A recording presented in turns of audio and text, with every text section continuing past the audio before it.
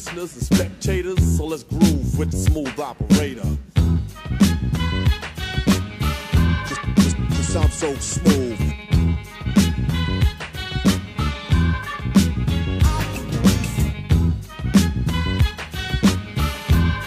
Just sound so smooth.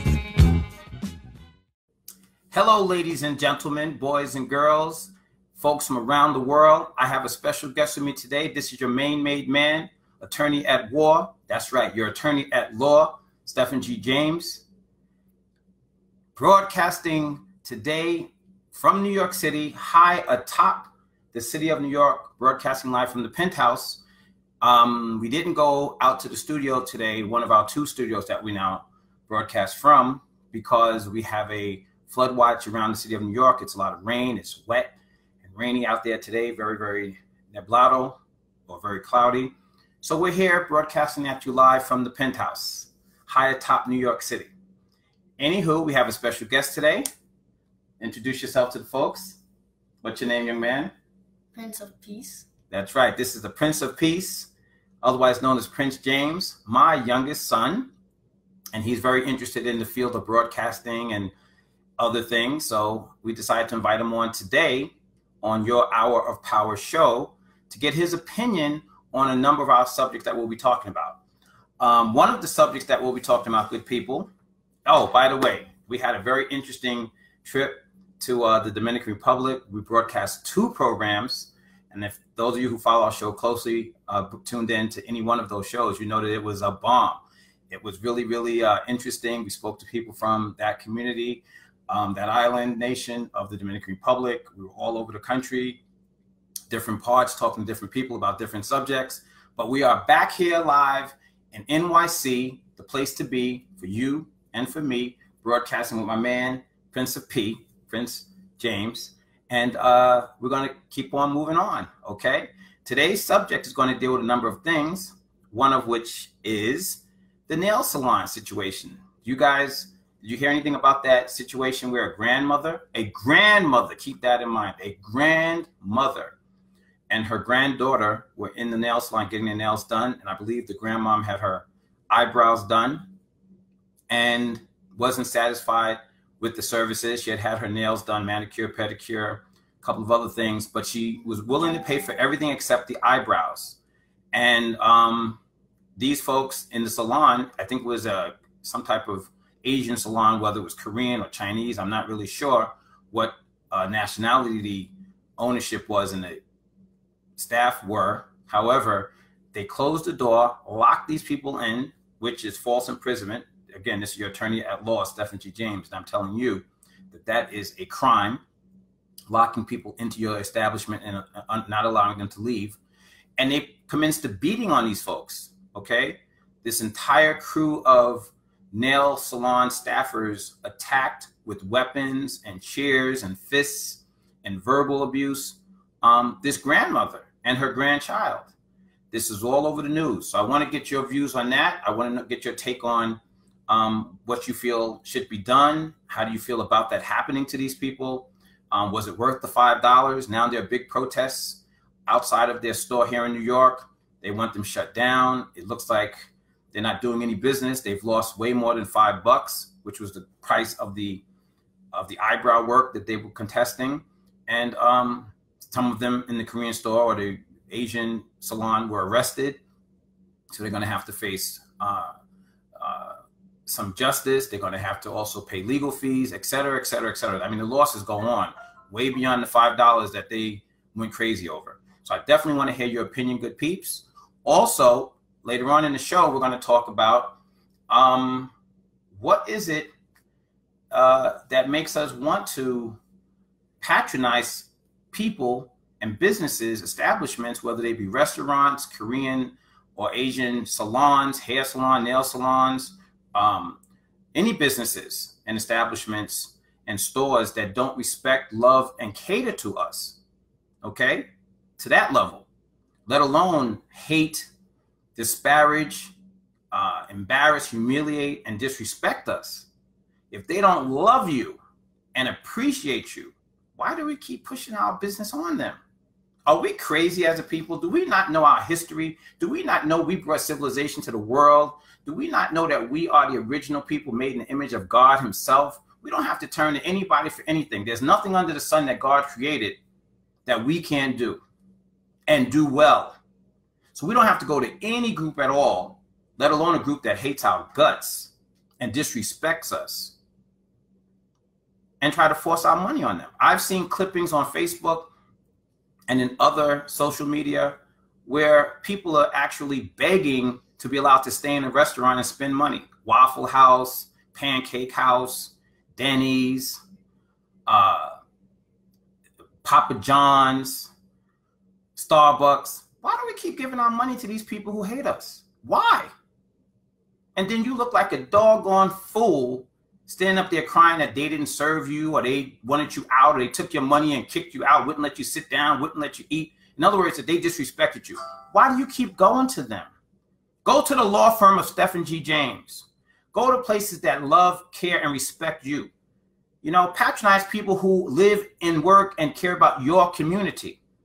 If you stop taking the dollars and giving them away to the enemy and financing your own demise, you'd be better off. I'm getting sick and tired of you complaining about these businesses that don't respect you. You already know they don't love you. You already know they hate you. You already know they don't want your business. So stop telling me about your experiences with them when you already know that the devil is the devil. But we'll talk about that later. I want your opinions as well. Also, later on, we're going to talk about, is college as expensive as colleges are these days?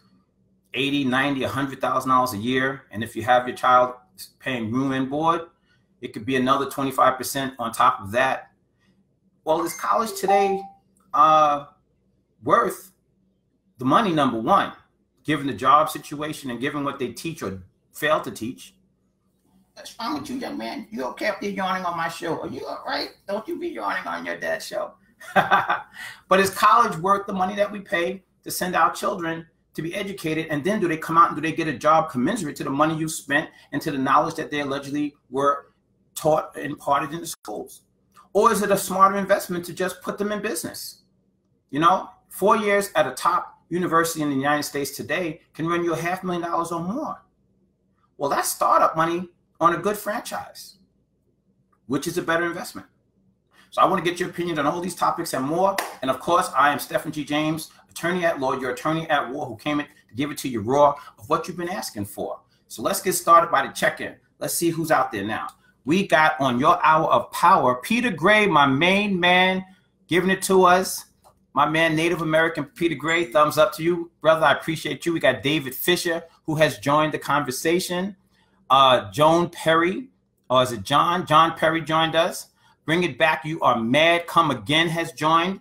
Ernesto Martin has joined us. Shub Singh from India hitting us up. How you doing, Shub? I know it's late over there. It's at least 10:30 p.m. in India. So I'm glad you stayed up late to hang out with your main made man, attorney at law, Stephen G. James, attorney at war, Stephen G. James, and tuning into your hour of power live and direct from India. So thank you, Shub. I appreciate that. We have Jay Rainey Harris, Carl Achille. Carl Achille is our brother out in Long Island, Nassau County, New York. How are you, Carl? Hope all is well. Carl is in law enforcement, has been for a long time. Very, very bright young man, very ambitious, very good young man. In fact, I recently was at a forum that was sponsored by Carl's organization. So thank you for that. And at some point, Carl, when you can, I need you to come on the air and talk to our listening audience, our worldwide, international, worldwide audience here on the Hour of Power. So that's open to you, Carl. Holler at your boy. Let me know when you're ready to come on through. All right. We have Dean Faraday. Hey, Dean. Tim Ham, one of our regular listeners. Thank you, Tim. You know I value your opinion. Gwen Mounty. Good looking out, Gwen. Thank you very, very much. And Gwen writes in, good afternoon. Thank you, Gwen. Good afternoon to you, too. We have Carlos Esposito from Puerto Plata, the Dominican Republic. I was just in his town last week and the week before that, too. So, Carlos, thank you for tuning in. And tell the people a little bit about yourself. Prince, this is my son, Prince. How old are you, young man? 9 9 years old or 9 months old? years. 9 years old. And what grade are you going into? 4th And how has your summer been so far? grade. Okay. And did your dad put you in camp or anything like that? Or were you just sitting at home watching soap operas all day? Camp. He of the one-word answer. Are you enjoying camp? Yes. And is it still going on or is it all over? Still going on. How much more time do you have left? About One more week? 1 more week. One more week. This Friday it's all over. Anywho, good people, this is Prince James, my youngest. He's how old are you, young man? He's 9 years old, going into the 4th grade. And he came on because he heard me preparing for the show. And he said, Dad, I have some very strong opinions about the topics. And one of them that he wanted to talk about was one we're going to get into a little bit later about, why do we, as a people, certainly not me, and I hope not you, because you all know better, but why do we keep going and forcing ourselves into businesses and begging people and pleading despite all the disrespect, despite all of the unappreciation and everything that we get, the opposition, folks calling the police on us, kicking us out of their restaurants. Waffle House comes to mind, Pancake House comes to mind, Denny's comes to mind, Starbucks comes to mind, Papa John's comes to mind. I mean, I can just call the roll. Why do we keep going into these places that hate us spending money? We look like doggone fools doing that. So my son, who's 9, said, Dad, it's true. Why do we do that? Why do we keep going into these places? And then they complain and report on it as though these are surprises to them, as though these things are happening in a vacuum. Right, son? Mm-hmm. Tell us briefly, because I know you got things to do today. So tell us briefly, what is your view on that? Do you think we should go into stores or sit in restaurants or eat at places where they don't respect our money, where they don't like us and they think that we're idiots and just take our money and kick us out? No, I think we should go to most places that fully respect us 100%. Like some places like Starbucks, they keep scamming, kicking people out for exactly no reason. And would you continue to go to a place that treated you like that? No. Where would you spend your money, son? What have you been taught in your 9 years on this earth? Well, you're almost 10 in a couple of months, but in your almost 10 years on planet Earth, under the tutelage, guidance, and leadership of your dad and others in the family, because it does take a village. I cannot say it's all me. It takes a village to raise a child. But in the village that's been raising you, what have you learned in terms of where you would spend your money? I would spend my money to places that I know, like people that I know that would respect me over there. They wouldn't just kick me out for some random reason or just charge me extra for something that probably like a napkin. Right, or a plastic fork to go, like happened in the Waffle House a few weeks ago. Somebody had eaten or had ordered food to go, and when the lady asked for plastic utensils, they called the police on her. The police came and actually kicked her and her companion out. You wouldn't support a place like that, would you? No. And you wouldn't spend your dad's hard-earned money in a place like that, would you? Nope. What type of places would you go to? Tell the people who still haven't caught on, who are probably even 3 or 4 times your age. You're 9 years old. They might be 3 or 4 times your age. What would you tell those older folks about how they should spend their money and the types of places that they should go to? Spend your money wisely. Like, if you know the place, just spend it there. If you know they show you respect. If they don't show you respect, then you shouldn't spend there anytime at all. And you should go to places where the people love and care and respect you, and maybe even look like you. How's that for a novel idea, right? Mm-hmm. Because obviously it's not working forcing ourselves on people who hate us, okay, and hate your prodigy, hate your children. I am not going to take my son or my daughter, you all already know Chi-Chi, to any location where they're going to be disrespected or where somebody's going to attempt, and that's the best that they'll ever do, is attempt to disrespect their dad, because it's not going to go through like that. So I will never take my children anywhere where they're going to be disrespected or where somebody's going to try and disrespect me or mine.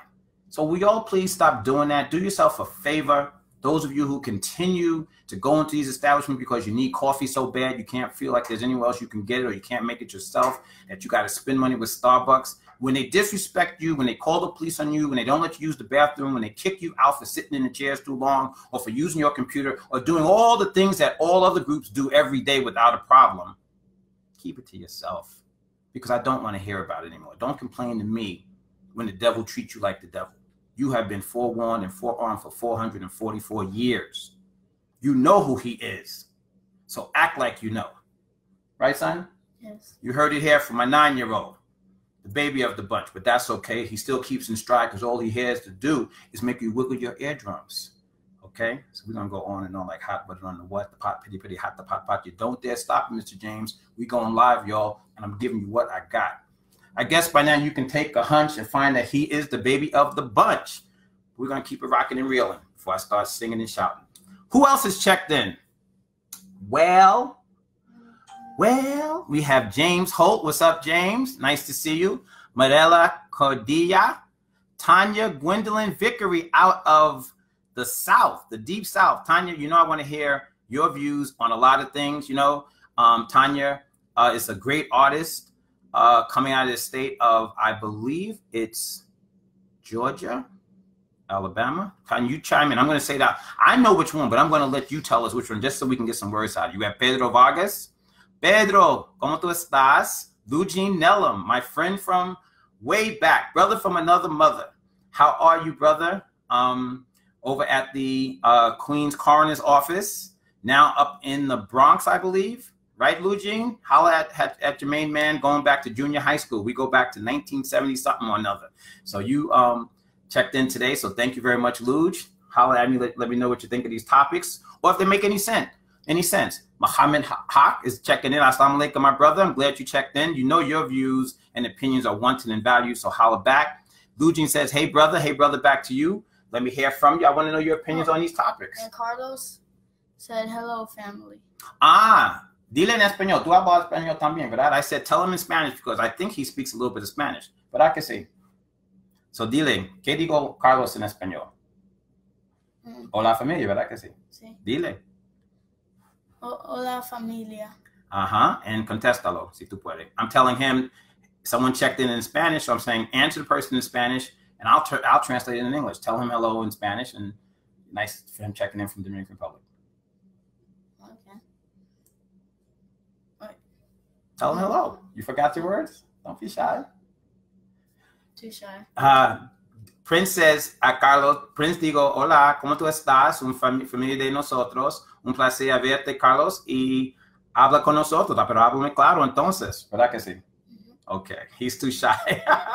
Well, your dad ain't shy because we don't have no time for the made man to be shy. We got to get the word out there, and we got to get some views on these topics. So talk to me about the nail salon, folks. We'll get back to this stuff about spending money with people who hate your guts versus spending money with people like me, the law firm of Stephen G. James, at 646-905-9000, a man who loves you, who puts his life and his old reputation on the line for you. That's who you spend your money with. It doesn't have to be me, but people who feel the way I feel about you. That's who you seek out. Why enrich the people who are your enemy, your open enemy, who hate you, who call the police on you for just being a person of color, Latino, Black American, Indian, Asian. These folks call the police on all these groups just because they hate us. So act like you know. Okay, who else is checking in? We have Lugin saying, hey, brother. What up, Luge? Carlos Castillo. ¿Cómo tú estás, Carlos Castillo? Un placer verte. Lugin is in Brooklyn. Okay, the Brooklyn Coroner's Office. Thank you, Luge.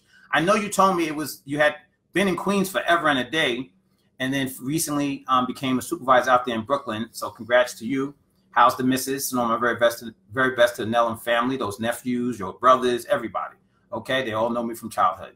But what are your views on the nail salon and the fact that these folks beat this grandmom and her grandchild with broomsticks, with chairs, scratched them with claws, punched them, cursed them out, called them everything but a child of God and a brother of your made man. Called them everything under the sun but that. What are your views? Do we have any opinions about that? Tanya, Pedro, Lugin, Mohammed, what are your views on that? Carlos, you know, talk to me. Háblame de eso, porque yo quiero saber tus opiniones de cosas así. Es no justo. Pero ¿por qué nosotros sigue pagando, buscando negocio con gente así? I'm saying basically, why do we keep looking to do business with people who don't want to do business with us? So I want to hear your opinion. This is your made man, attorney at war, attorney at law, Stephen G. James. And this show is your hour of power. So make this hour count. Right, Prince? Yes. Give them the peace sign. Tell them to make that power. That's right. Make this our account. Tell them. Make this our account. Make this our account. Hour. The hour, the time. Yeah. Our Count. Okay. Fair enough. Who else is out there? David Fisher. Bringing Back Your Mad. John Perry. Talk to Me Good People. Carl Achilles. Calling in now. Oh, well, you have to type in. Something happened when I was in, Carl, this is to you and everyone who wants to call in. When I was in the, oh, wait a minute. Hand me my phone. He's going to be my assistant today, too. Giving it to you raw. Giving what you asked me for. Yes. Live and direct from high atop New York City in the penthouse. Thank you. I guess you can call in on my main line if you know that number, call, and we'd be happy to take your call there, because our show line, unfortunately,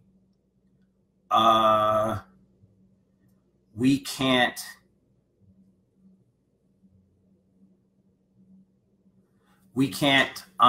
tune in because when we were away for those couple of weeks traveling abroad, Colombia, Dominican Republic, etc. We have to keep in touch with that local number. And when you don't for over, I think, 7 or 10 business days, you lose it. So we got to reestablish that again. So in the meantime, type it in, call. We want your opinion. Lou Jean goes, we do not need to spend our money. Oh, we do. We do need to spend our money with our own. Yeah, 100, like everybody else does. We're the only ones who tends to not. Do you know the statistics, Luge, and everybody else out there who's listening, on how many times money circulates in other communities, in the Jewish community, in the Asian community, in other communities, the Latino community, between 10 and 13 times before it leaves the community. In other words, they buy goods and services within their own community those many times. That $1 goes around to different hands within that community, 13 down to 10 times, minimally 10 times before it goes out of the community. In our community, they're saying that it only circulates once. As fast as you get it, you run over to the Korean to do your hair, to buy that weave, or to get those nails did, or to get hit in the head with a chair or a broomstick and locked in their salon over $5. Okay? One time, we get $1 and we run and hand it to them. We get $1 and we go and spend it with somebody else. So that our community doesn't circulate, therefore our community doesn't get uplifted. We're so busy building up everyone else's community, but yet complaining about how our community lacks goods and services. Why do you think a lot of business professionals don't want to be in a community where they can't do business? So what do? They take their business and they go to other communities and they try to make it work there. But then these other people in other communities come into our community, set up Chinese restaurants where they're serving you dogs, rats, and cats under the guise of spare ribs, pork chops, and whatever else they're calling it.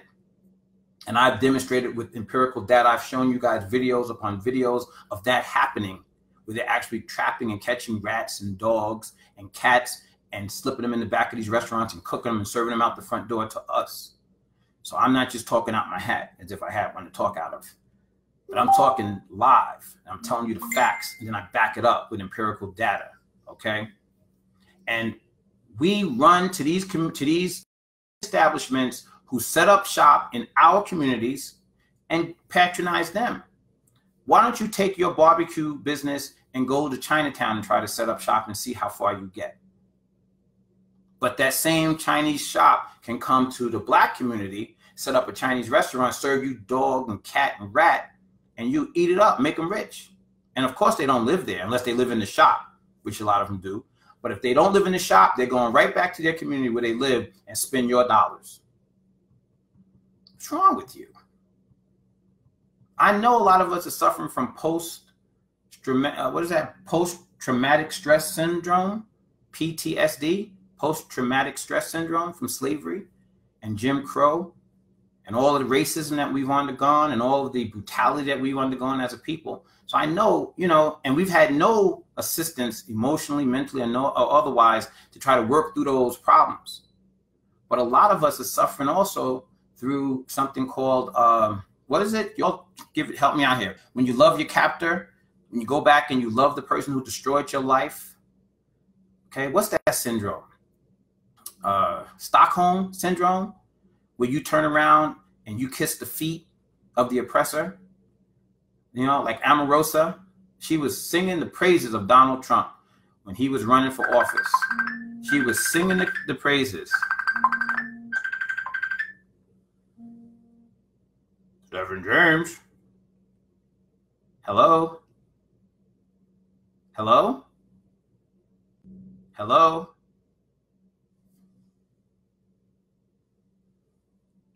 Hello? Hey, brother, how are you? How did you do that? Oh, that's detective in you. How did you get that call through? I know nothing about this. Talk to me, brother. This is Brother Carl Achilles. I hope the rest of the show can hear us. I hope we didn't go off air. Did we? I don't think so, but I can't see the screen. So I don't know. Let me see if I can make it smaller. Okay. Guys, let me know. I think I have a call from Carl Achilles. If you can hear our conversation, please let us both know. This is the first. I would not want it to be our last, but I want to make sure we can keep the show going while we speak to Brother Carl. Brother Carl, how are you?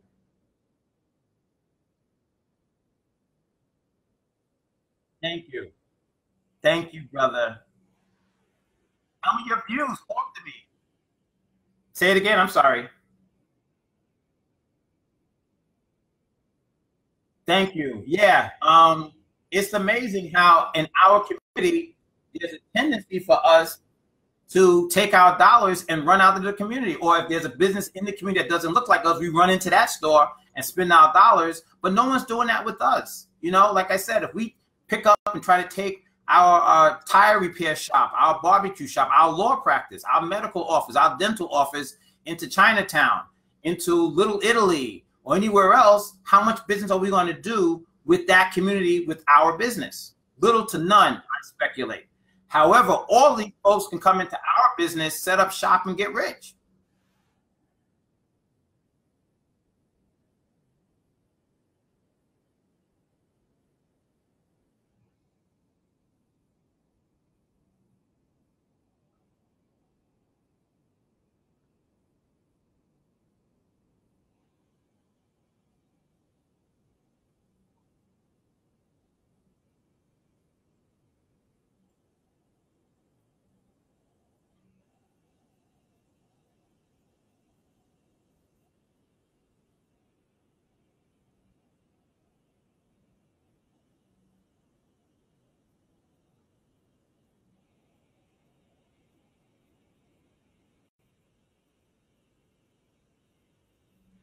I agree 1000%. I want to hear what the callers or the writers in would say. I want to make sure that they are part of the conversation call, but you are 100% correct. And, you know, we supported Carl in his run for Congress. And if he decides to endeavor and that run again, we're going to be right there. And hopefully earlier on, I think, you know, yeah, you know, get this thing going maybe 2 or 3 years in advance, because it takes that much to unseat certain people and to get, you know, for an incumbent to get in. So I'm sorry, for a new person to unseat the incumbent.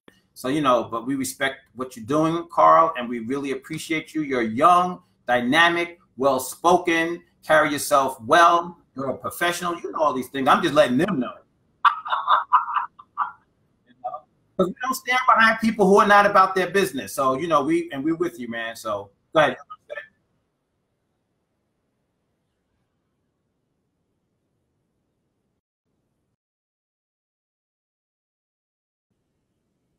Right,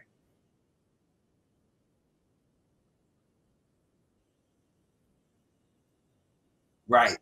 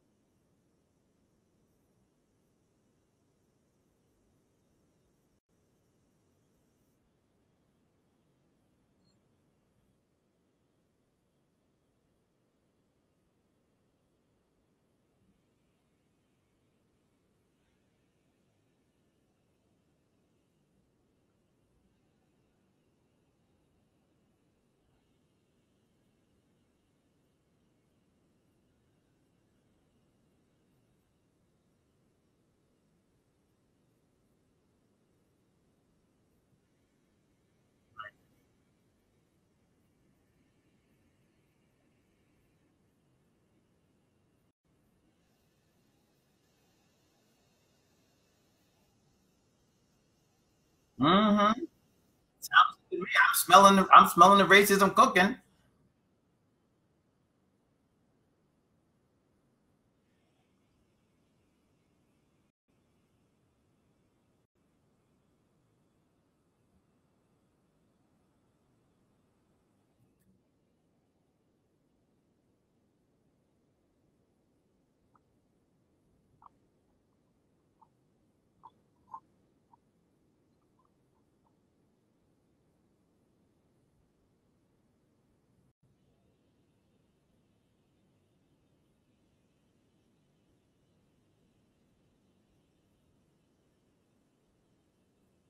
Well, Carl, these and many other reasons are some of the reasons why I support people like yourself who would be new in Congress, new in politics, new in the city council, and other areas of politics, because these are the types of ideas and things that I am behind. It does sound racist. And this is another clear example of how, for decades, particularly Black people, but others as well, have fought hard for the civil rights that other groups enjoy. We were out there in the front lines taking the butt kickings, taking the dog bites, taking the water hosings, taking the rubber hoses from the cops, being beaten, being maligned, being assassinated, being murdered for the rights of everybody to advance. Once that door gets kicked open, however, we get knocked off to the side and others rush right through it and get all of the advantages while we're still behind. So I agree with you. And for her and her group of supporters to start saying, we have a dream, and adopting the slogans of the Reverend Dr. Martin Luther King and other civil rights icons as though making mockery of that as well. But while holding us as a people back, I think it is ironic. And I think this is a clear reason why we need you in Congress or anywhere else you decide to serve. But clearly you're not at the pinnacle and peak of where God wants to use you at. You and I and others like us are vessels that God uses to lead the charge, to help the people who can't speak for themselves or who don't have the wherewithal, even the knowledge to understand what onslaught they're up against. Well, we need you in a way bigger capacity than what you're now serving, and that's why you've been tapped by God first, and then your own ambitions to go forward, brother. So I'm with you. Just say the word. You know how to reach me, and you even know where to reach me. You showed me something, and I always live by the adage. I respect everyone and every man and woman who I meet every day. I don't care what your position is in life, because I've never met a person from whom I cannot learn. And you just taught your brother something today about how to get through here on this show, The Hour of Power. So thank you for that, Brother Carl.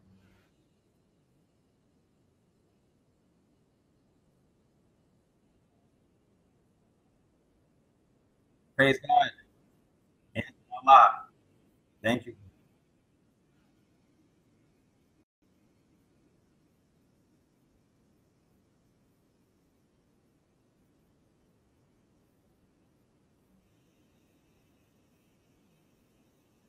Thank you, brother. And you know what? Just before you go, I want to just say thank you again, because when you were holding the symposium on criminal justice in Nassau County that I appeared at, and you actually bring along my son at the time. He was 19. Not this one, my oldest. And I hope he spoke well, but he spoke passionate and vibrant and lively about the issues. So I hope we both, he and I, contributed in a positive way to the symposium. And this is the youngest. He's coming up the rear, and we got to get him started early. That's why he's here talking politics and talking to adults and others in a very adult-oriented conversation, because they're never too young to understand things that affect their lives. So I believe in that. Praise God.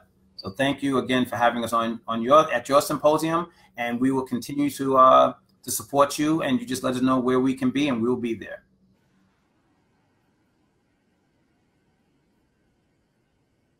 Yes, sir. Be well. God bless you. And call again, Carl. Bye-bye. We have Muhammad Haq saying it's so true. Blanca Adigan. Wow. A name from the past. How are you?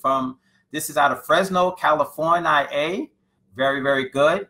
Lugene Nellam says, look at our people spending power in the movie theaters. Our spending power in the movie theaters. Black Panther made $1 billion in 1 month. And out of that, 3/4 was black money. Right. 75% of the money, of the $1 billion in 3 months that Black Panther grossed, 75% of that, $750 million, was from our community. But get this also. Do you realize that that is the #1 grossing movie in the history of Marvel Comics? Book characters that was made into a movie? The #1 was Black Panther. And here's another thing. They've made other movies, Thor and other things beside that Black Panther movie. None of them grossed anywhere near what Black Panther grossed. Yet the actors in these other movies, all of them, even the lowest paid one, who made $5 million for his appearance in Thor, was paid 5 times that of the top paid actor, which was, I believe, Forrest Whitaker. The top paid actor, he got $1 million for Black Panther. So the top paid actor in Black Panther made 5 times less than the bottom paid actor in Thor and other Marvel comic movies comic characters that became movies. So put that in your tea and stir it. Okay, this is America 2018. Welcome to our world. So yeah, Lugene, thank you for that. Muhammad Ak. Blanca Harrigan, I have to say that name one more time. Blanca Harrigan, ¿cómo tú estás? ¿Cómo estás todo en Fresno? Nosotros queremos verte en el East Costa Ista. Lugene says, no, can only you. I think I need you to play that one back, Luge. I can't understand what you mean. No, can only you. Muhammad Ak, can't hear the other guy. Oh, you didn't hear Carl. Oh, I get it. Oh, okay, Carl, we were not heard. It was they only heard my end of it and not yours. Renee Willis Morney joined in. Hey, little cuz, how are you? I understand you up at Hampton doing what you do, seeing off those youngins back into school, and that is wonderful. Some of them starting college for the first time. Very good. We're going to be talking about college in a minute. I know that's an interesting subject of interest, particularly to you. Muhammad Ak, can't hear the other guy. Yeah. Oh, wow. Okay. Because he called in directly here on the Facebook app. So I guess it was just, I had a two-way conversation with him, but I guess you guys couldn't. So we still have to get our phone system up and running so we can have 2 ways. Carl was basically talking about the issue of us, spending money with people who hate us, don't look like us, don't want to see us succeed. Communities of color, whether it's Latino, Black communities, or whatever. You have all these groups out there that hate our guts. They just want to take our money and kick us out the door. So why do we keep asking them to take our money? Why do we keep accepting that treatment? Why do we keep allowing them to disrespect us? Why don't we open our own business? Why don't we start trying to do certain things for ourselves? We got the multi-trillions of dollars every year that goes through our communities. Why is that the Jewish community money transfers hands 13 to 15 times, in our community once? In the Asian community, 10 times, in our community once. Why is that happening? I know a lot of us are suffering from post-slavery, post-Jim Crow, post all these different institutionalized racist institutions that were put in place to destroy our minds. And many of us never got treatment for it. So we have this, not Munchausen, what is it again? I just said it a minute ago. It's a syndrome where you have this oppressor, you have this person holding you back, abusing you, treating you bad, and then you turn around and him or her, right? And you turn around and you start identifying with your oppressor, sort of like I was about to say before Carl called in, this Omarosa person. When Donald Trump was running for president, and in the first days of his office, she was out there singing the praises. Oh, he's not racist. Oh, he loves everybody. Oh, he's racial, but not racist, whatever the hell that's supposed to mean. And she was just kissing butt and licking boots. I mean, man couldn't keep his boots dry with her lips all over him, okay? But stayed sweaty from her lips all over his behind, kissing so hard. Well, once he kicked her behind out, and she was no longer getting that $179,000 a year salary with that no, do nothing, show nothing, say nothing, know nothing job, when Scaramucci kicked her behind to the curb, then she is now mad. So she's outside throwing rocks and telling the truth about him. But nobody wants to listen because of all the butt licking and boot kissing that she was doing before. So now he is a racist, according to her new book released last week. Now he is not racial, whatever that means, but he's a racist, and he hates black people, and he hates Latinos, and he hates people of color. Well, listen, girl, you late to the party. The DJ's already cut the music off, and he's wrapping up his equipment. And, you know, he's creating his albums, if you will. Showing my age, okay? You're late to the party, Omarosa. We already know that. It's just that you are just recognizing the real. So what do they call that syndrome, though, when you know you have this oppressor and then you turn around and you identify and love that person more than yourself? It's not Munchausen's. It's Stockholm. Stockholm. Thank you, son.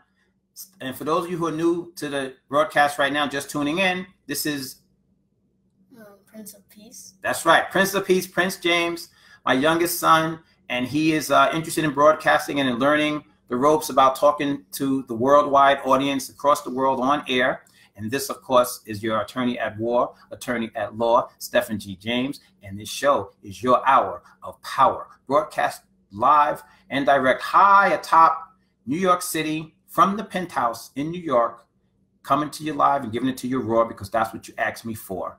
We're here in New York City talking about everything under the sun that you want to talk about, zeroing in on some of the topics that I brought to the fold. But guess what? This is not my show. This is not his show. This is not our show. This is our show, your hour of power. So whatever you want to talk about, whatever transpired this week in the news, or even if you have some personal legal questions you want to share, feel free. This is your show too. Without you, there is no me. So there is no we without all of us. Am I right, son? Yes. There you go. So tell people a little bit more. So you've been going to summer camp, right? You got to speak up so they can hear you. You've been going to summer camp, right? Yes. And what are some of the things you've done in summer camp this summer? Usually just play sports, do dances for like a minion thing. Oh, okay. And pretty much. Tell them. Pretty much that's all I've done. Didn't you take some field trips and then you go to the Museum of Natural History and see certain exhibits that were very interesting and exciting that you came back and shared with your dad? Yes. Okay. So overall, was summer camp fun? Yes. And would you recommend it to some of the youngins that might be listening out there or tuning in later? Yes. Why? Because it's a camp that you would want to go to. It's fun. It's respecting. And you learn a lot of new things and meet a lot of new people, right? You made some new friends too, right? Yes. Okay. Well, you heard it directly from the Prince of Peace, Prince James. Little 9-year-old going to be 10. When are you going to be 10? October. There you go. So he's a couple of months off of 10. So we invited him on today because he has some thoughts, opinions, and ideas, as I'm sure and hope you guys do as well, regarding this nail salon situation. But that's on a narrower topic, but on a wider topic, we want to know, why do we keep bringing our business to people who hate our guts? Why are we spending money with people who don't want our business? They want our money, oh, no doubt. But why are we giving it to them? What is our problem? Are we suffering from that? What's that syndrome again? Stockholm syndrome? You know, where these people have been part of the oppression of us forever, and we still go and turn to them for jobs, to teach our children, which I do not believe in, to supply us with our food.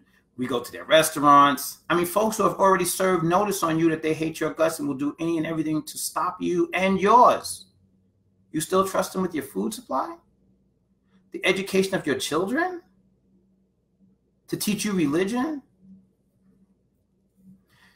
Beware of the person who not so much is going to snatch your pocketbook, but who's going to snatch your name, your history, your religion, your birthplace, your birthright, your history, your heritage, your language, your culture, and your dignity. That's what you need to clutch your purse against when you get into that darkened alley or that lonely elevator. Safeguard your history, your language, your name, your birthright, your language, your knowledge of self. I mean, you've been served notice. Stop turning to people who absolutely are all about your annihilation, your destruction, and trusting them with your health. Question those vaccines. What's in those vaccines? What are they injecting your children with? Stop eating their foods. Stop sending your children to be educated by people whose whole goal was to miseducate you and your children and your grandparents and their parents before them. If you think I'm crazy, you think I'm talking out my hat, if I had a hat on, let me know. Those of you who disagree, talk to me. I'm dropping it like it's hot because it is. And it's too late to keep playing games. We can't beat around the bush. We have to drop it like it is. Renee Willis, Muhammad Haq, Life Path Strategies, Daniel E. Bay joined us. That's my brother from another, longtime client going back to the 80s. How you doing, brother? Deidre and everybody. Please send everybody my regards. Okay. I see you. I see you, Life Path. Eugenia Thomas from Forest Hills High School. How are you, Eugenia? Tuning in. Thumbs up from Life Path. We got Steve Paulson joining us. Robbie Adams, very opinionated brother. Sometimes, Robbie, I have to step back when I see some of the stuff you drop, brother. But definitely let me hear from you today, all right? Thumbs up from Robbie. Truth as to the power of a million. Thank you for this. Oh, yeah, brother. One of the reasons why we do this, as you probably know, but for all those who might be joining us for the first time, listening to our worldwide international interactive broadcast for the first time, we do this because our voices have been stymied, brother and sisters. They have been cut off.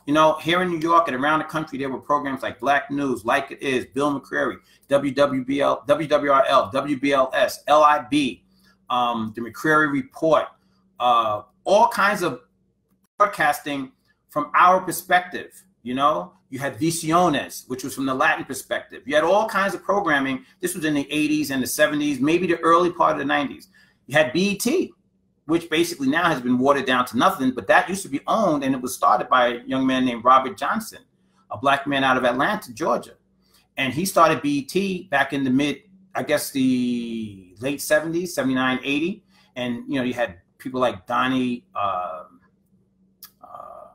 I forgot his last name, but one of the early hosts, Donnie so-and-so, Donnie Simpson, and other people, and the shows were popping. They were cooking. And as you went on into the 90s and the early 2000s, they started getting more of a political slant, not so much the music and the dance and the nonsense, but more of the serious information that our folks needed, that all communities of color need.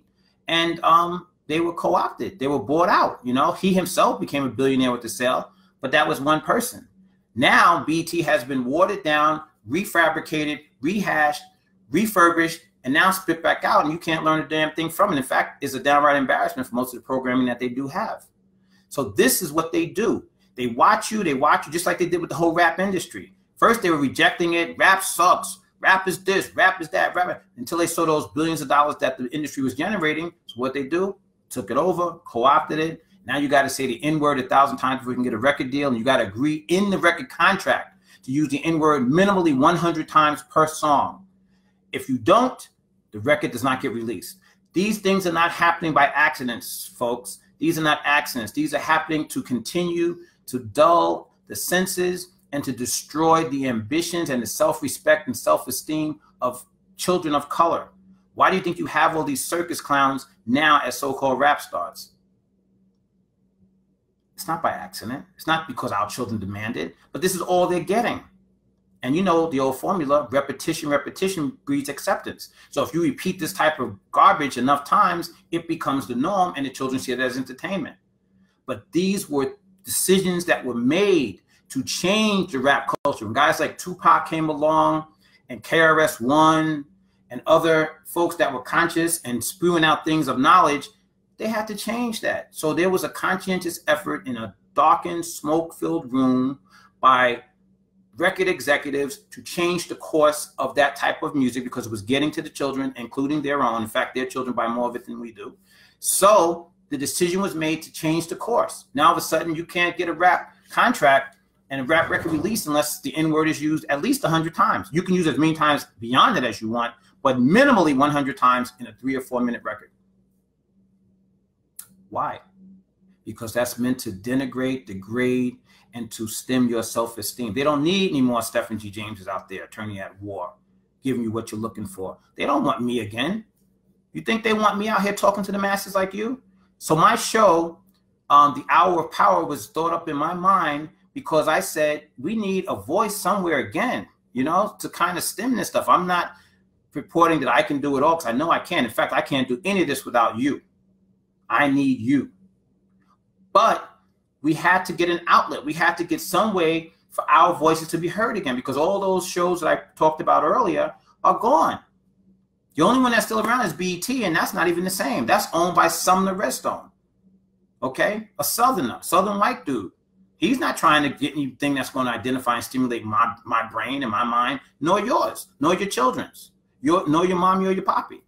So we had to put something out there where our voices, our concerns can be heard. If you tune into CNN, NBCW, whatever, NYC, whatever station out there now, whether it be radio or broadcast television, they're all talking about the same 2 or 3 topics, right? Stormy Daniels, the Mueller investigation, and that dude in the White House with a small d, small j, small t.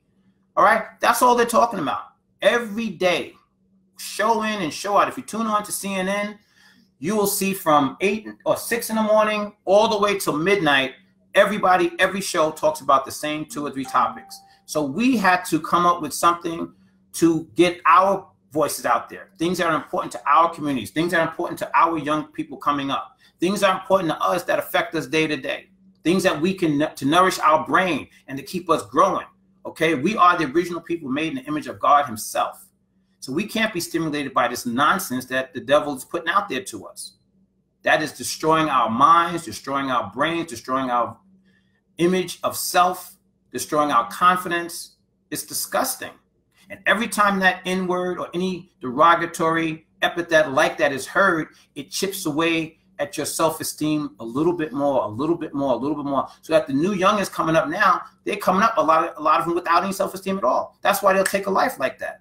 That's why they'll tell you, I don't plan to live to see 20, 21 years old. Okay? That was not how people thought in the 50s and 60s and 70s and 80s. But now people are saying that because they don't have any sense of hope. And a lot of it's coming from this so-called entertainment. So the Hour of Power, your show and mine, was born in our little way as a response to what's going on out there in the world. We had to have an outlet to get some of this stuff out there. So I want to hear from you. I don't want to do all the talking. Robbie Adams says, truth to the power of a million. Thank you for this. Absolutely, brother. That's why we do it. And, oh, Deborah Cobbs, she's joined us. And Barbara Abato has joined us. Thank you. I'd like to know your opinions. I mean, I don't mind talking, but this is your hour of power, not mine. This is our hour of power. So let's all talk and have a conversation. What would you like to add, son, as we go on to the next topic? That people should shop and buy in places that respect them. Let the people who just joined us know about your opinion on that. Well, most places, they don't usually respect us. So, in my opinion, you should only go to places that you know would respect you. Not 99%, 100% respect you. Respect all their customers. And make sure you don't go to one of those scam places. Right. Like he said, if they respect you even 99%, if they're off by 1%, don't give them your business. You know, if you're spending your money, you deserve to be respected, let alone these places that actually openly, blatantly hate you. And that seems to be where these people are going, where they're hated. They're sitting in a place and people are calling the police on them for eating too slow. You know, calling police on them for, what is something, asking for a paper plate to take out their stuff, or a to-go cup.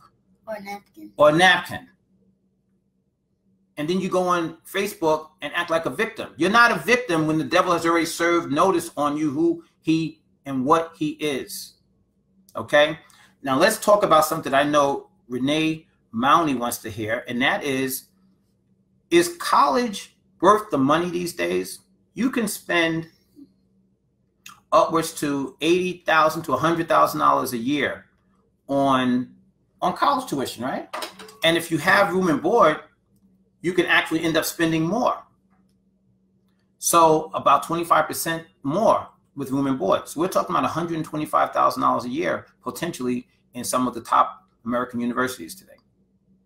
So after a 4-year education, you can conceivably spend $500,000 on your child's education. $500,000.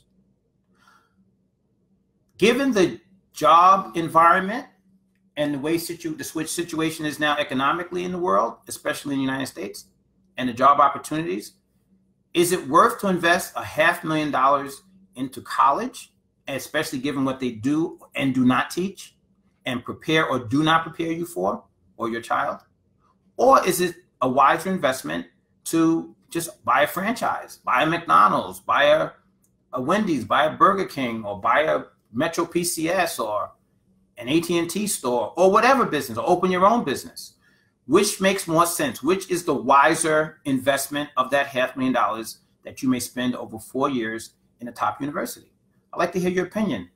Renee, can you tell me what your view is of that? Because I know that this was something that is near and dear to your heart. You are an educator at the high school level. You do have children, and you do know people who are going to two of the top schools in university. I think it was Hampton University and Howard. So I'd love to hear your view, and I want to hear from other people. But is college and university prices, are the prices of colleges and universities today, justified for what they teach and what the children are coming out into the world, the knowledge with? And is it a worthwhile investment? If you have $500,000 to spend on tuition, should you spend it simply directly on business and open up a franchise or your own business or some investment that can start making you money right away? Or is it worth it to have your child go to school and come out maybe six figures in debt, $200,000, $300,000, $400,000, $500,000 in debt? Talk to me. What's your views? I'd like to know. This is Attorney at Law, Stephen G. James, and this is your Hour of Power. Lou Jean Nellen writes, a question for your son. If you go into a store and security starts following you, what should you do? Okay. I'll answer that, and then he can answer it too. Somebody wanted a question for you, but I'd like to take a stab at it. If I go into a store and security starts following me, I'm going to the manager right away. I'm going to complain. I'm going to take security's number, and I'm going to report him to the private company that he usually is probably working for. He's probably not working for the store itself. He's probably dispatched there by a security firm that the store has hired. But son, that's a good question. What would you do if security starts following you around? And I'm not spending money there, by the way, until that guy or those policies are addressed. Let me just add that addendum. They're not getting a dime from me. What would you do if you go into a store and security starts following you? And I would start reporting the security that keeps following me. Okay, you heard it there, Luge, and everyone else was interested in that answer. He said he would report security because that's stalking. That could actually be a crime. Robbie Adams writes, as people of color, we need to start our own businesses. I agree. Start our own startups, support one another, keep our money in our community. Robbie, you already know my view on that. Ditto, brother. I'm 1,000% for you. In fact, I've never worked for anybody all my adult life. You know, since I became an attorney, I worked at the district attorney's office to learn my craft. After I got that knowledge on my own since 1988, been doing it to it. So ain't nothing to it but to do it. So I agree with you 1,000%, and I think we all should do that. I am my own example of what I'm talking about. This message is so powerful. Keep spreading this message. Thank you so much. Thank you, brother Robbie Adams, again, man. Those words of encouragement, you don't know how much that means to me, to my son, you know, and I have 3 sons, and we're encouraged by that, you know, single dad out here doing this thing. So, and of course there's Chi-Chi, but I have 3 black boys out here in America. So, you know, it's very, very important to me that we get these words out and these opinions out, and that we commiserate as a community. So thank you. Your words of encouragement mean a lot to me as well, Robbie Adams. Angela Robinson has checked in. How are you, Angela Robinson? Out of Texas. What's going on? Hey, nice look. It's a new look I'm trying out. I dyed my normally black beard gray just to get a look at how it's going to look some years from now. And everybody tells me I look distinguished. So I'm going to be rocking the gray a little bit and see how that looks. And then I'm going to go back to my normal Barba Negro black beard self. But for now, you know, I'm trying it out for a couple of weeks. So thank you, Ange, for noticing. No one else has said anything. Maybe they thought it was natural and they didn't want to point it out. But nah, I'm too young for this. I'm just trying it out. I got a bridge to sell you also, if anybody wants to buy that one. But anyway, Angela, thank you so much. You know, your input is very much appreciated. What do you guys think about the topics that we're discussing today? Prince of Peace and I, Stephen G. James, would like to know. Do we touch on topics that you guys care about? You know, because when we get responses, of course, it's encouraging. But if we get no responses, you know, we don't know where you stand. We don't know if you're just enjoying the show and just passively listening. And, you know, maybe you're listening while you're doing your chores in your home or running errands in your car or whatever, listening on your mobile device. But we need to hear from you, even if it's just to say, yeah, thumbs up, because at least we know you're there and we know that you're listening and we know that we're hitting on subject matter and topics that are of important interest to our community. Remember, that's the only reason why we do this show. You know, I got 1,000 other jobs, as you all probably know. I speak all over the world. I speak within the community and I speak without the community. I go around the United States. I'm on planes almost every other week, flying somewhere on the planet. So I go everywhere. And I do this show, of course, on Saturdays, but I also go and I speak at colleges, universities, civic organizations. I speak to church groups, political organizations. I mean, I'm all over the place, but I do this particular show, The Hour of Power, every Saturday from 12 noon for you and for me to kind of like absolve our brains of all the stress that being a person of color in America puts us through throughout the week. It is a place to decompress and to let some of this stuff off our chest so that we don't implode from the stress of being a person of color. So I only do this so that we can commiserate together. So I need to hear from you guys if you think the show is valuable, if you think it's nonsense, if you think it's a waste of time, it's rubbish, you know, let me know. If you think it should continue on, maybe I should syndicate it. Should I go to another medium, like what's the other medium that they have out there? I don't know. I only deal with Facebook. What's the other thing that you can go on and watch shows and programs? Twitter? There's Twitter, but there's another one. Instagram? Instagram, name another one. That's all I know.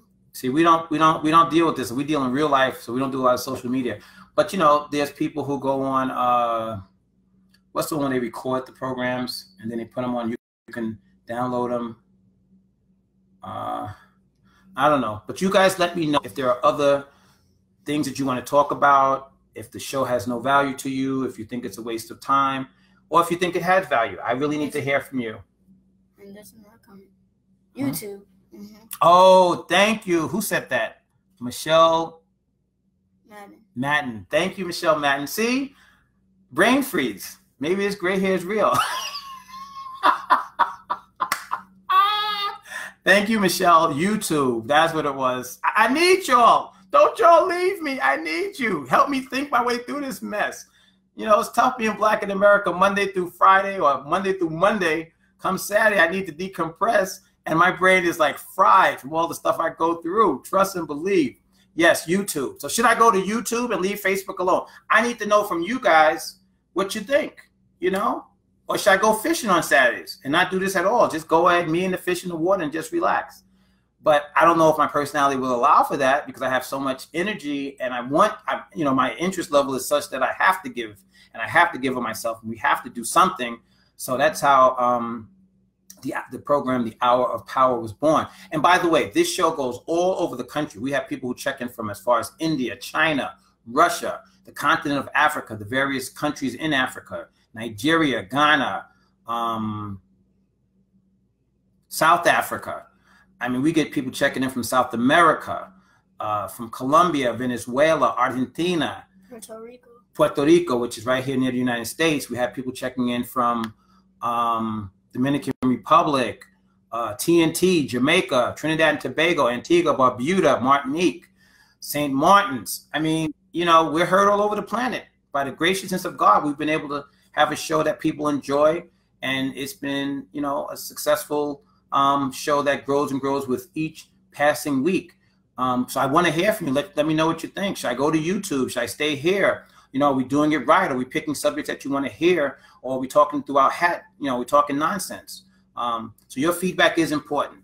So folks, you can chime in on any of the issues that we've discussed today about the nail salon, them locking the grandmother and her grandchild in the store here in New York, in Brooklyn, locking the doors and taking broomsticks and chairs and fists and teeth and fighting these two young ladies, well, this grandmother and her young granddaughter and beating her up and hitting her in the head with the broom and the whole bit, over $5, because she'd had a manicure, pedicure, and some other work done, including some eyebrows plucked.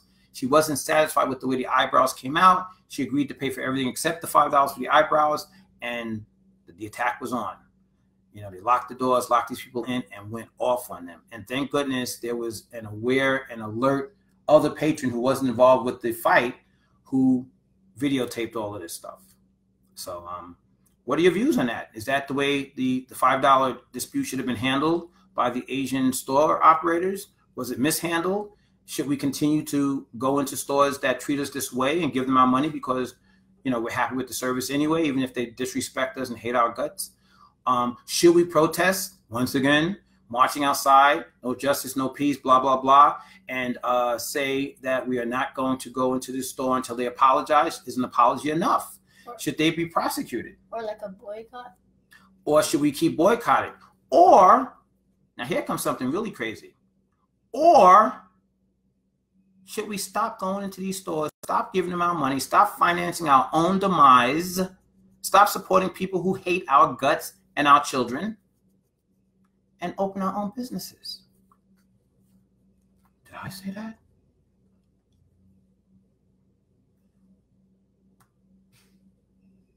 I go with the last idea. Open our own business? You heard it here first, folks. The 9-year-old says go with your own business. What do you say? What say you? What says me is the next time you go into a Starbucks, a pizzeria that hates you, a Denny's, what's the other guy? IHOP. Or IHOB. IHOB, okay, yeah, because they now serve beef or whatever they call it. IHOB, the International House of Pancakes. Papa John's. Pizza Hut. Yeah, Pizza Hut. Any of these places that hate you, the next time you bother to go into those places and find yourselves being hated, keep it to yourself. I'm not interested. I already know how they feel about you. You already know how they feel about you. So if you want to keep forcing your money on people who don't want you, then go ahead. When they treat you like you know they will, don't tell me about it. Suffer in silence. Until you go into a place where the people look and care for you and respect you and your money, not just your money, but you and your money, and are going to treat you with dignity and respect, don't cry no more. These shoulders are full of serious problems that are real. We already know where those people stand. If you want to keep forcing yourself on them, go right ahead. We're going to move forward. Michelle Mann, most welcome. Thank you very much, Michelle Matin. I hope I'm pronouncing your name correctly. I'm pronouncing it Matin. Is that right? Michelle Matin. We all have brain freeze. Oh, thank you. Okay. Even us 25-year-olds? Thank you, Michelle. You make me feel good. I appreciate it. Esteban, Rip Daniel, I feel like this is great. Thank you, brother. I really appreciate that, Esteban, because I really need to know. This is Esteban. Rest in peace, Daniel. I knew him and his brother Daniel when they were little guys. In fact, I think there's a younger brother as well. And rest in peace to older brother Daniel in Puerto Plata, Dominican Republic. And all the very, very best to you and your mom. Please say hello to your mom and your family. God bless you all. Dios te bendiga, Esteban, Rip Daniel. Rest in peace, Daniel. Okay, and stay tuned. And your opinion and your ideas are most welcome. Michelle says, I'm so sorry. What show is it?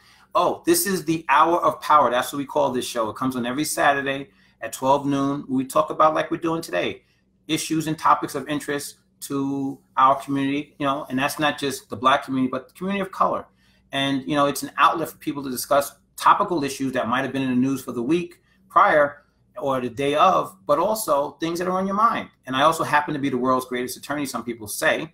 And as such, I will take questions and answers regarding legal issues as well. So this is your attorney at war, Stephen G. James, and this is your show, Michelle and Others, The Hour of Power, seen right here live on Facebook Live, 12 noon on Saturdays. Right, son? Mm-hmm. And this is my youngest son right here. What's your name?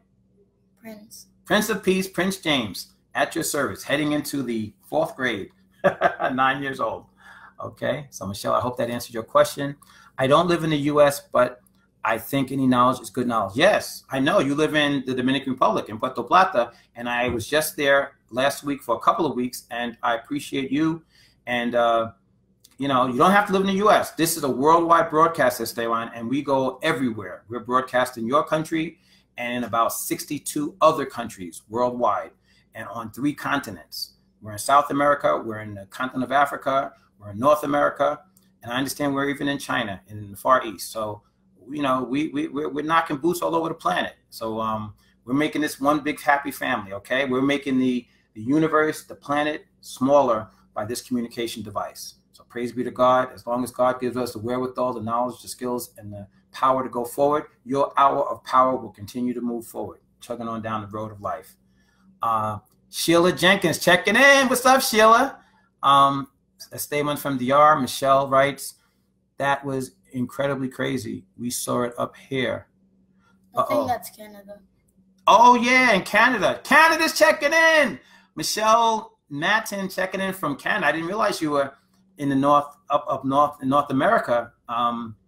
Canada checking in. Okay. Yeah, we have quite a few listeners to our broadcast from Canada. We have Anne Gonzalez. She's from Canada. We have Anna Rossiter from Canada. We have a number of people checking in, so I appreciate that. Now we have Michelle Madden and maybe other people who didn't tell us they were in Canada. That smile on your boy is awesome. Uh-oh. Thank you. What about the dad smile? Isn't this awesome? Esteban Ribdaniel writes, I think we should open our business. That's right. That's bringing us back to our question. You know, do we continue to patronize and support businesses who hate our guts, or open your own business? I did it 31 years ago. Worked for me. And I appreciate the support that you and others have given us over the years. Sheila Jenkins writes, that's awful. That was truly mishandled. Stop supporting someone who does not deserve your business. That's right. She's talking about the nail salon situation, the way that was handled. Sheila, thank you so much. Yeah, it was awful. And, you know, over $5 eyebrow job that was botched. And the woman wasn't talking about suing him. She was just saying, I'm not going to give you the $5. I'll have to wait for my eyebrows to grow back in and get them done somewhere else. And they locked the doors, picked up broom handles and broomsticks and chairs and went to kicking butt. And now they're closed down for now. We don't know how long they're going to be closed or if they're completely out of business. But we know that the community is up in arms, fired up, protesting, boycotting, to use my young man's word here, boycotting the business. And basically, it cost this business way more than the $5 over the eyebrow pluckings that they weren't going to get and still haven't gotten. And I think a couple of the people involved were even arrested, including some of the employees of the salon. Oh, Matan. Okay, she says the correct pronunciation is Michelle Matan. Thank you very much, because I do not like to mispronounce people's name, Michelle.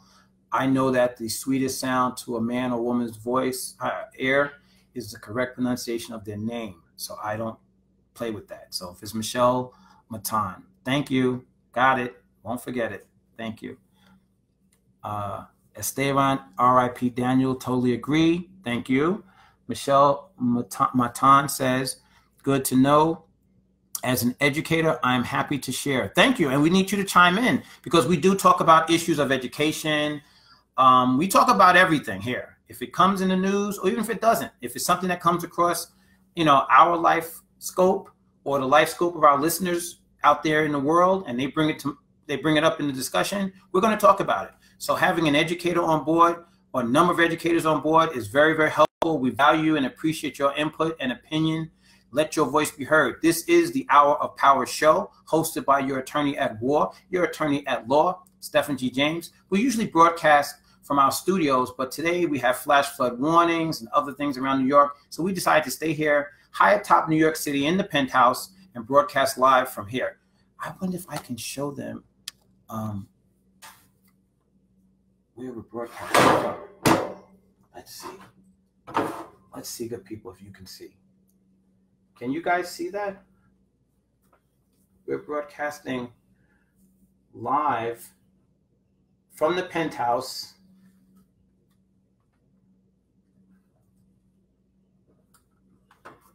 Were you guys able to see that? I don't know. I don't know if they were able to see that. Anywho's it. We are broadcasting live. You can let that go.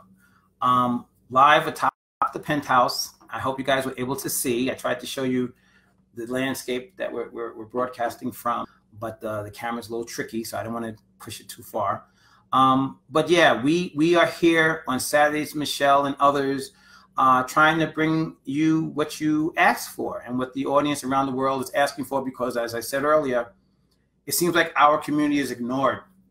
And that is the community of people of color and others who are concerned about issues of concern to us in the mainstream media. You know, when you tune into CNN and you tune into WNBC or MSNBC or any of those mainstream programming, they all are talking about the same things. They're all talking about the same 2 or 3 topics, none of which have, I mean, we might be interested in what's going on with Trump and Mueller and the Mueller investigation and Stormy Daniels, but there's other things happening too.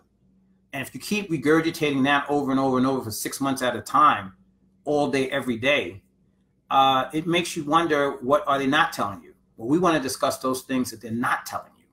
Okay, we want to talk about those things that are not making the top 1 or 2 topics that CNN wants to talk about every day, all day for 6 months. So that's why the Hour Power was born. You know, outlets like WBLS, WWRL, WLIB, BET, which is not in its original form. It's been bought out, watered down tremendously, and respat out by Sumner Redstone and his Viacom corporation. So that's a very, very 1% oriented vehicle where you get nothing but nonsense, basically. So that basically has been taken away as well. So the Hour Power was born as an outlet to stem some of that loss, in essence. And I, by no means, want to hog the topics. I don't choose the topics. I go with topics that you guys discuss, or you may email me or, you know, message me throughout the week that you're interested in discussing. I'll do my research and we come back and we talk about it. Heck, we talked about in our first show, and you can catch all of our shows on my website, by the way. If any of you like Michelle Matan, who may be new to this broadcast, you can, or Matan, you can go to StephenGJames.com. That's our website, and see all of our broadcasts in the past on that show. In our first show, we talked about gator babies and that whole phenomenon that took place in the United States not that long ago in places like Louisiana and particularly in Florida, near the Tampa area, where they were taking little month-old, 2-month-old, under 4-month-old babies of Black women, tying them by rope and going out alligator hunting with them, using them as the bait. They would drop the baby in the water and use these speedboats to attract the alligators. And of course, the babies would drown. That wasn't even an issue. Maybe they would kill them beforehand. Who knows? To draw blood, to draw the alligators to them. They'd beat the babies in the head, make sure they were bloody, and then drop them in the water. And the gators would, you know, chomp on the babies, not unlike you would see when somebody's trying to set a trap for a bear or something, where they would chomp on the meat. And they would use that to catch the gators. These were large companies, and they would use, you know, that's how they make alligator shoes, alligator suits, alligator boots in gator territory in Florida and in the swamps of Louisiana. So we talked about that as our first show, and that was a topic I chose. You know, we talked about a number of issues. So if you want to go back to our original shows, our first shows, go to StephenGJames.com, StephenGjames, not Stephen James. You got to put the G in the middle. StephenGjames.com, StephenGjames.com, and you can see all of our shows in the past. Everything lowercase. Stephen G. James, lowercase.com. Okay? And catch up on some of our shows. You might find the topics interesting. We try to educate, stimulate, and entertain to a certain degree, because sometimes these topics are so heavy and so serious that you can't really get them all in a heavy dosage. So we have to try to, you know, to make it more palatable to the brain, to the mind, to the heart, to the spirit. You know, we try to soften some of it that can be softened, but a lot of the stuff that we discuss and that we give it to you raw, and some of it's just tough facts. And we don't change the facts, that's for sure. We keep it raw because that's what you ask us for. You go to other places if you want them to just play games and soften stuff and go over, milk toast and sugar coating and all that business, but we don't do that here, do we, son? We give them to them raw, okay? So yeah, that was one topic we talked about. We talked about, is college worth the money, or should you take the money and go into private business? Michelle, you're an educator. Matan, so what's your view on college? Matan, like a suntan. Oh, Matan. I'm going to stick to Matan, and that's it. Okay, unless you call in and tell me how to pronounce it. I guess it's Matan. Okay. Marlon Campbell, you've joined us. Michelle Matan writes, we cannot depend on news outlets. Unfortunately, it is so biased. We need to research before making our opinions. That's right. Or call me, and I'll tell you your opinion. When you want to get a good opinion, you call me, and I'll tell you what your opinion should be, or do your own research. I joke and jest, but you're so right, Michelle. That is so true. Rob Flexing for Less has joined us. Rob Flexing for Less, thank you. Teaching critical awareness has never been so important. That's right, Michelle. So right. Esteban, insane. Michelle, I never heard of gator babies. This is just wild. I cannot believe it. Well, that's what we specialize in. We try to drop science. We tell you about the things, Michelle and others, now Michelle's an educator, and she never heard about this. You have come to the supreme educator because we get it right from the man upstairs, okay? We don't rely on the school system, the public or private school system, and others who have specialized in miseducating and misdirecting the knowledge of our people and of ourselves and of their history. So I give it to you raw, and I tell you about things that you're never going to get in school, okay? You can Google it right now, Gator Babies of Florida, Gator Babies of Florida, and then go back and watch some of my earlier shows. We don't just talk about that, but we talk about other topics similar to that. Do you know that there was a burial ground after slavery of 20,000? I'm not even going to give you anything more than that. Stick to Gator Babies for now. That's your first assignment, Michelle and others. And then you want to impart this to your students.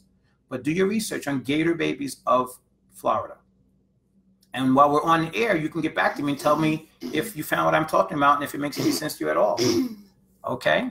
Insane, says Esteban. Yes, sir, but that's America. You said you're living out of the country, and I know that you are. Well, this is what you've been missing right here in the United States. This is America at its finest. Michelle, well, you got my name right. Okay, Matan, got it. Thank you. Amir Hussein has joined us. Hi, Amir. That means King Hussein. How are you, Amir Hussein? It's a pleasure. Assalamu alaikum, brother. It's a pleasure to have you on. Inshallah, you shall join us with some topical discussions as well and give us some insights that you may have. You guys heard from my 9-year-old. This is Prince James. Real name, right? That's your real name, Prince James. Ask him again, he'll tell you the same.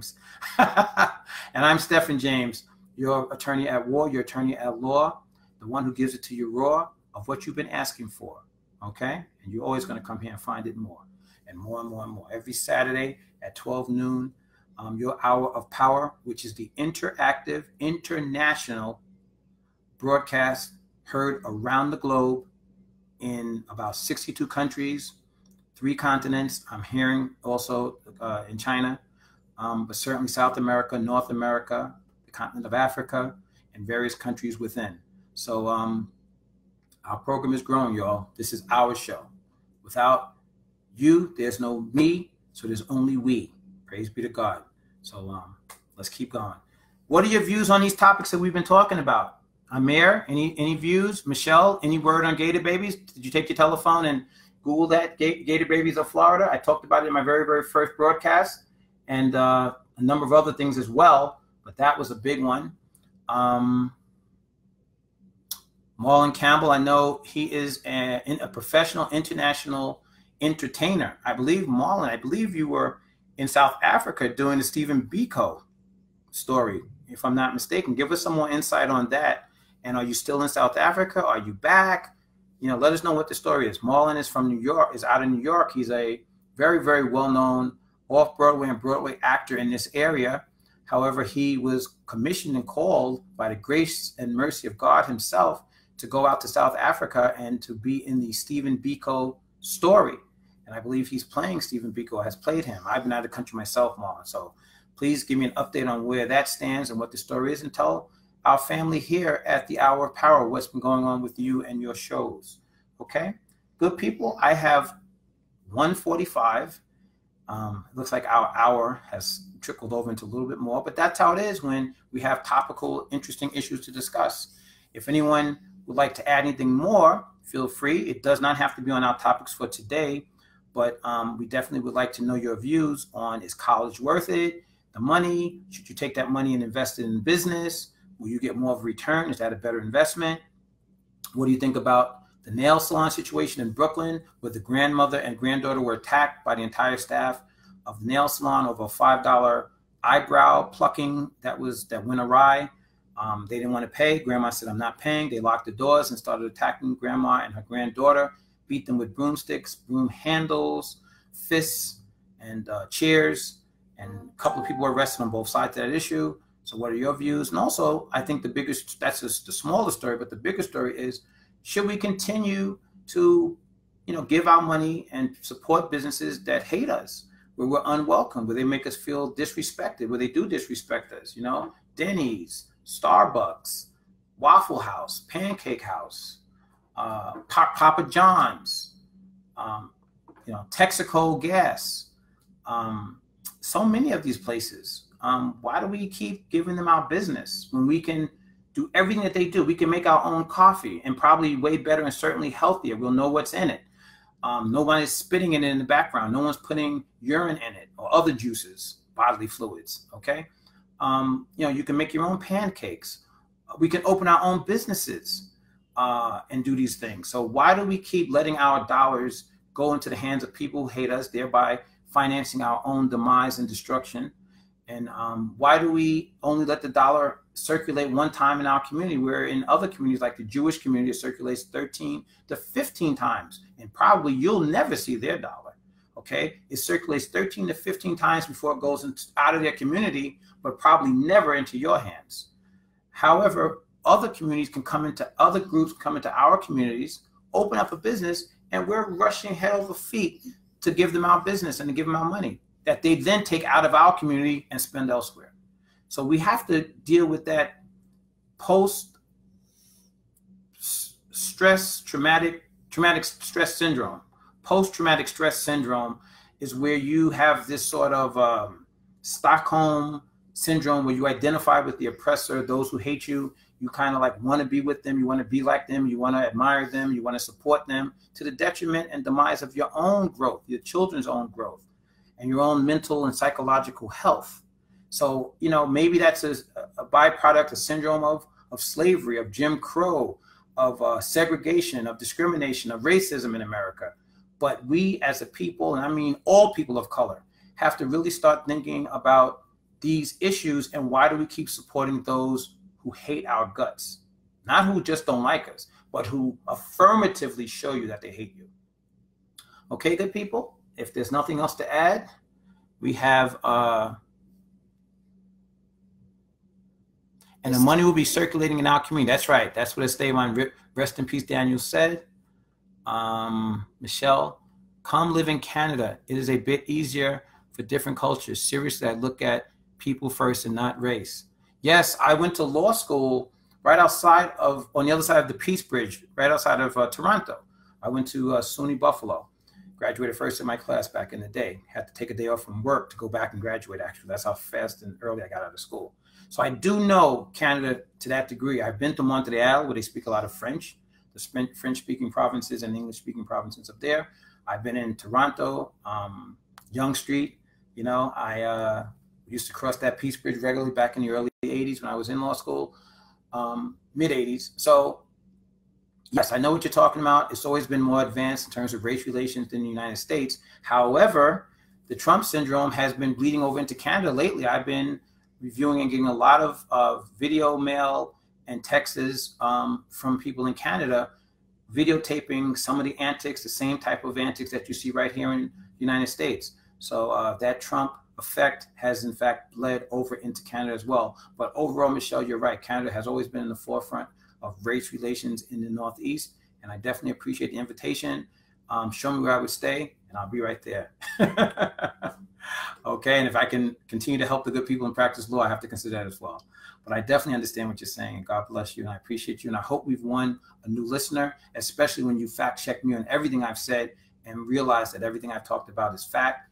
Then I hope we've gained a new listener, and tell a friend or two, okay? Do not hide me and this program, your hour of power, behind a bushel basket. You got to let us out. That's in the Bible, okay? And until we meet again, I think our time has run. Mr. Prince of Peace, Prince James, 9 years old, gave you some factoids and opinioids about how to handle some of these issues that we raised. And as you know, I am your attorney at war, the attorney at law, Stephen G. James, who came to give you all of what you're looking for and everything that you asked me for. So if you want to get more of that, stay tuned to the Hour of Power next week at noon. And you can reach us, again, website, StephenGJames.com, StephenGJames.com. Phone number, 646-905-9000. 646-905-9000. That is the law firm of Stephen G. James and Associates, PLLC. We're located at 87-66 Sutphin Boulevard. That's in Queens, New York, 11435. 87-66 Sutphin Boulevard. That's in Jamaica, Queens, New York, 11435. The law firm of Stephen G. James and Associates. And you have our web address. You can check us out. Anything I'm leaving out, young man? No? Okay. Cool in the gang. So until we meet again, may God continue to both bless and protect you and yours. And we look forward to same time next week, the Hour of Power. We have, Sheila Jenkins writes, we have the ability to do so many awesome things in Kansas City. They just started a program for Black business called Black Privilege, which connects people with business. That's cool. That's what I'm talking about. And please, Sheila, give us more information on that out of Kansas maybe next week if you can get some more info so we can spread that word. I know we have a lot of listeners from that Kansas area, so we definitely want to give them more information. And around the country, anything like that that's going on, you know, Latino organizations, Asian organizations, people of color in general, let us know, because we have a wide audience and we have people from around this country and outside of the country. Like Esteban said, he's not here in the United States, he's in Dominican Republic, but we have listeners from around the world who may be thinking of coming to this country. We have people up in Canada, like Michelle Matan, who may be thinking of visiting or coming here. So we want people to know what's going on around the United States. It's not all bad, you know, we know that, but we definitely got to point out what the truth is, both good and bad, okay? But Sheila, your assignment, if you choose to accept, is to stay on top of that program and others like it in your area and report back to us next week with more info. And good people, again, if you want to reach me, I'm attorney at law Stephen G. James, and I can reach Monday through Friday at 646-905-9000, or you can reach me via email on our web address, StephenGJames.com, StephenGJames.com, all lowercase letters. You can find me on Facebook, of course, and you can also reach us through email, lawyersgjames.com, lawyersgjames.com. Praise God. Give honor to God as always. Love, peace, and not too much hair grease. I'm out.